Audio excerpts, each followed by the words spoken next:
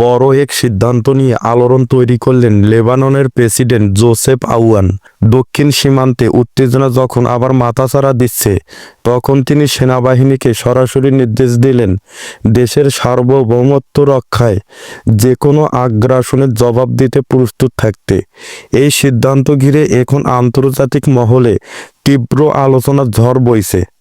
লেবাননের president Joseph আউয়ান বৃহস্পতিবার এক গুরুত্বপূর্ণ বৈঠকে সেনাবাহিনীকে নির্দেশনা দিয়েছেন দেশের দক্ষিণ অঞ্চলে যে কোনো বহিরাগত আক্রমণ বা অনুপ্রবেশের বিরুদ্ধে দৃঢ়ভাবে অবস্থান নিতে। তেল আবিবের সাম্প্রতিক সীমান্ত কার্যক্রম এবং আকাশপথের নজরদারির ঘটনাকে কেন্দ্র করে এই নির্দেশনা আসে।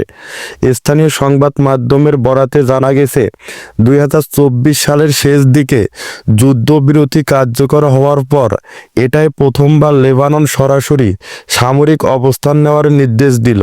দক্ষিণ লেবাননের বিলিদা শহরে একটি পৌরসভা ভবনে বিস্ফোরণে এক কর্মকর্তা নিহত হওয়ার পর থেকেই পরিস্থিতি উত্তপ্ত হয়ে উঠেছে। এই ঘটনার পর থেকেই পুরো লেবাননে টান টান উত্তেজনা, আর প্রেসিডেন্টের নির্দেশ যেন সে আগুনে আরো ঘি ঢেলে দিয়েছে। মানুষ এখন জানতে চাইছে, এই সিদ্ধান্ত কি নতুন কোনো সংঘাতের ইঙ্গিত দিচ্ছে, নাকি এটা কেবল প্রতিরক্ষামূলক প্রস্তুতি। গাজা উপত্যকায় আবারও আগুনের লেলিহান শিখা ছড়িয়ে পড়েছে। যুদ্ধবিরতির পর যখন মানুষ একটু শান্তির আশায় দিন গুনছিল, তখনই আকাশ থেকে আসা ধারাবাহিক হামলায় মুহূর্তেই বদলে গেল পুরো চিত্র। এই পরিস্থিতির জন্য সরাসরি তেল আবিবকে দায়ী করেছে হামাস, যা এখন বিশ্বজুড়ে আলোচনার কেন্দ্রবিন্দুতে। বুধবার এক বিবৃতিতে ফিলিস্তিনের সংগঠন হামাস জানায়, যুদ্ধবিরতির পরও তেল আবিবের ধারাবাহিক হামলায় শতাধিক মানুষ প্রাণ হারিয়েছে।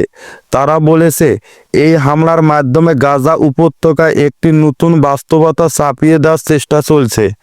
বিবৃতিতে হামাস স্পষ্টভাবে উল্লেখ করেছে, এই উত্তেজনা বৃদ্ধির জন্য তেল আবিবে সম্পূর্ণভাবে দায়ী এবং এর রাজনৈতিক পরিণতি বহন করতে হবে তাদেরকেই।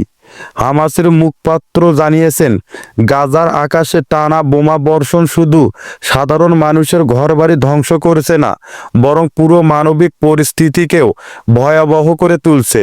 তিনি আরও বলেন, তেল আবিবের এই আচরণ শান্তি প্রক্রিয়াকে ভেঙে দিচ্ছে এবং ফিলিস্তিনের জনগণের উপর নতুন চাপ সৃষ্টি করছে। গাজা সিটির বেশ কিছু এলাকায় এখনো উদ্ধার তৎপরতা চলছে এবং বহু মানুষ এখনো ধ্বংসস্তূপের নিচে আটকা পড়ে আছে বলে স্থানীয় সূত্র জানিয়েছে।